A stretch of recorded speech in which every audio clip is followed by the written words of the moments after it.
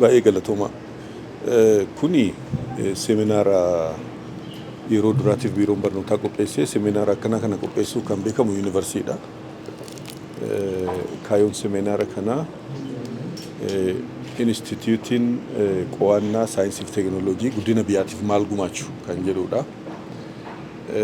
Kana yoo jennu Inistituutiin qorannaa saayinsii fi teekinooloojii lafarraa callisanii kan uumamanii miti barnootaan dhufu. Kanaaf amma nuti akka biiroo barnoota Oromiyaatti ijoollee baay'ee cimina qaban manneen barnoota bultii addaa keessatti manneen barnoota addaa keessatti barsiisaa jirra. Ijoolleen kun eessa deemuu qabu jennee yoo ilaallu callisnee yuunivarsiitiiwwan barsiisuu qofatti erguuf miti. Dhaabbileen qo'annaa fi saayinsii fi teekinooloojii jiraachuu qabu. Isaan kana biyya addunyaa keessatti guddina guddaa kan fidanii beekumsa kan oomishanii teekinooloojii kan oomishanii. Kanaaf akkamitti inistituutii akkasiisan akkamitti hundeessuun danda'ama kan jedhu yaada hayyootarraa walitti qabaa jirra jechaadha. Kaayyoon isaa yaada beekumsa tokko hubannoo uumuudha. Hubannoo uumuu qofa osoo hin taane immoo maal gooneet inistituutii akkasiisan qabaachuu dandeenya kan jedhudha. Akkuma argitan saayintistii addunyaa kanarratti guddaa ta'e Dr. Biraanuu Taffasaa Bulchaati kan seminaara kana kennu. Hayyoonni gurguddoon biraas pirezidaantoonni yuunivarsiitis irratti hirmaachaa jiru. Kanaaf kaayyoon isaa inistituutii san akkamitti qabaannaa hubannoon sun immoo hawaasa barnootaa warra barnoota hoogganan kana keessatti illee hubannoon uumamee hubannoo wal fakkaatu qabannee beekumsa argamu kanaan ijoolleen keenya sun bakkee isaan ga'uu qaban mijeessuuf jechaadha kaayyoon seminaara kanaa. Inistituutiin qorannoo fi saayinsii fi teekinooloojii daangaan qabu nama saayinsiin kan daanga'u muti.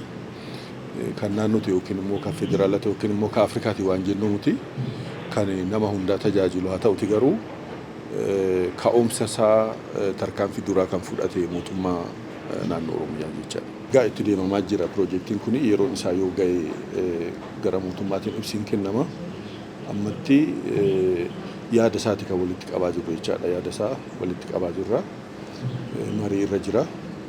Waa'een barbaachisummaa isaa maaltu akka nu barbaachisu fiildii kamiin jalqabu akka qabnu hayyoota akkamii addunyaarraa walitti finnee deemsisuu akka qabnu barattoota duratti isinii kaaseen jira. Barattoonni keenya manneen barnoota bultii addaa keessa jiran kun yuunivarsiituma kam galanii akkasumatti akka deeman hin feenu jechaadha. Warra kalaqa guddaa, teekinooloojii guddaa, beekumsa guddaa oomishan akka ta'an barbaanna. Kanaaf sadarkaa san hanga ga'utti wanti kun amma hojiirra kan jiru ta'uu isaati jechaadha. Kanaaf yeroon isaa yoo ga'e gara mootummaatiin uummataaf kan iftoomu ta'a jechaadha. Egaa wanta saayintistiin kun dhiyeesse amma yoo ilaaltanii biyyoonni qo'annoo fi saayinsii fi teekinooloojii irratti baay'ee investimentii gochaa jiran biyyoota Ameerikaa, biyyoota lixaatii fi akkasumas warra Eeshiyaa kana. Afrikaan ga'een isii bakka na seene kan jedhamu muti. Parsentii 3 qofa diinagdee addunyaatiif kan gumaachitu. Afrikaan olaallee uummata guddaa qaba, diinagdee guddaa qaba, lafa bal'aa qaba, bishaan guddaa qaba, albuuda guddaa qaba. Haa ta'u malee investimentiin saayinsii irratti godhan, riisarchii irratti godhan xiqqaa waan ta'eef hangam biyyi kun boodatti akka hafaa ta'ee fi akkasumas immoo daldala illee olaallee meeshaa dheedhii gara gurguruu. Kun immoo rakkoon isaa rakkoo beekumsaaf riisarchii fi saayinsii irratti hojjechuu dadhabuu Afrikaati jechaadha. Kuni nus Afrikaa keessa jirra waan ta'eef nu ibsa rakkoon biyya keenyas ni ibsa. Kanaaf immoo jaalannee odoo hin taane saayintistiin kun biyya gargaaruuf fedhii qaba. Qunnamtii uumnee jirra. Inistituutii kanas wajjin banuuf kan kaayyeffanne waan ta'eef walitti dhufeenya keenya baay'ee cimee hojii keessa galee jira. Kanaan duras seentarii yookiin jiddu galeessa gara 35 biyya kana keessatti banee jira. Namni kun 35 keessaa 9 kan ta'u Oromiyaa keessatti ijoolleen gara 750 eebbifamanii jiru. Isaan kun ammumaanuu haayiskuulii oduma jiranuu teekinooloojii baay'ee kan duratti inni isin dhiyeessaa ture san teekinooloojii baay'ee oomishaa jiru. Kana jabaannee jalanaa hojjannee saayinsii irratti yoo hojjannee waan guddaa hojjechuu dandeenya. Kanaafuu quunnamtii keenya si'achiin jabaatee kan waliin deemu ta'a jechaadha. Egaa dura yeroo manneen barnoota bultii addaa kana hundeessinu waggaa 6-7 dura kan amma kan Oromiyaan dabale kana duras kan waldaa misooma Oromiyaa wayita banamu ijoolleen kun eessa ga'u kan jedhu gaafiin deebine jechaadha. Amma lakkoofsi ijoollee kanas dabalee jira. Ijoolleen gara 3,000 oltu mana barumsa bultii addaa keessa jira. Akkasumas immoo mana barumsa addaa keessa ijoollee gara 7,000tu jira. Ijoollee kana hundaaf iskoolarshipii kennuun baay'ee kan waan danda'amullee fakkaatu. Karaa biraatiin immoo iskoolarshipii kana kennuu caalaa instituushinii isaanii walgitu biyya kanatti hundeessanii ijoollee asitti barsiisutu irra caalaa bu'a qabeessa taasisa. Kanaaf iskoolarshipii kana kennuun waan instituushiniin kun hin jirreef malee waan filatamuu miti. Haa ta'uti ijoolleen amma muraasni iskoolarshipii argatan jiru. Biyyoota adda addaa kan Ameerikaa jiran jiru, kan Awurooppaa keessa jiran jiru, Eeshiyaa keessa Saawus Kooriyaa, Chaayinaa, biyya adda addaa, Turkii kanallee hawaasa Awurooppaa kana keessa kan jiran jiru. Ijoolleen suni karaa waldaa misooma Oromiyaatiin hordofii godhamaafii jira. Bakka jiranittis firiin isaanii gaarii akka ta'e hubachaa jirra. Hordofamaa jiru jechaadha.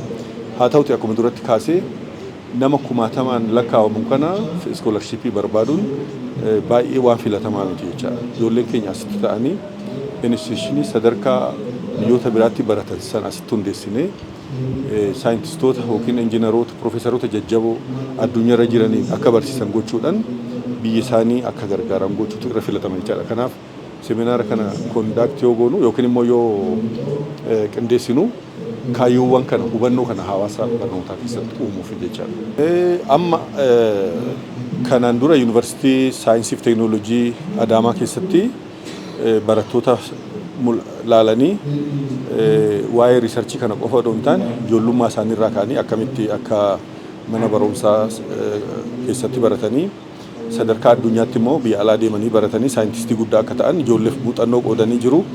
Amma immoo torban kana keessa mana barumsa bultii addaa ifa boruu Harumayaa deemanii barattoota mana barumsa bultii addaa achitti barataniif muuxannoo isaanii qooduu barbaadu.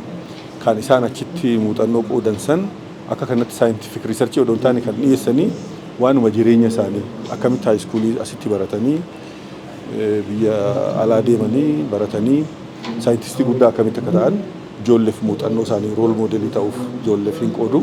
Isa san immoo nuti waraabnee viidiyoodhaan waan darbu san manneen barnoota biraatiif barattoonni hunduu akka dhagaan gochuuf fedhii qabna jechuudha.